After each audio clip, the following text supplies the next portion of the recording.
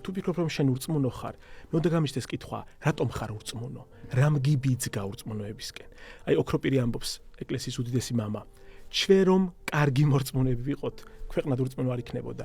ესე იგი, ქრისტიანობა იწყება საკუთარი თავის შეცნობით. მე ხომ ვარ მორწმუნე? აი შენ ურწმუნო ხარ, რატომ?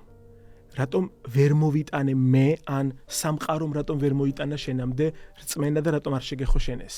და აქ შემოდის მე ღმერთის მადლი. ღმერთის უხილავი მადლი, რომელიც ყველა მაძიებელს შეეხება. ყველა მაძიებელთან მივა ეს მადლი. ამიტომ ვინმესკენ თითის გაშვება რომ ის ურწმუნოა, არ მიმაჩნია სწორად. ჩვენ გავაკეთოთ ყველაფერი იმისთვის, რომ ის გახდეს მორწმუნე. საკუთარი თავი დავიდანაშაულოთ, ვიდრე სხვას დავადანაშაულებთ, რომ ის არის ურწმუნო. ჩვენით იწყება ყველაფერი და მე ეს ყველაფერი გადამდები ხდება. ამბობს ერთ-ერთი წმინდა მამა, ცხონდი, ანუ გადარჩი შენ და შენს გვერდით ათასები გადარჩებიან და ცხონდებიან. საკუთარი თავით იწყება ყველაფერი. მათ შორის სხვაზე მაგალითის მიცემაც.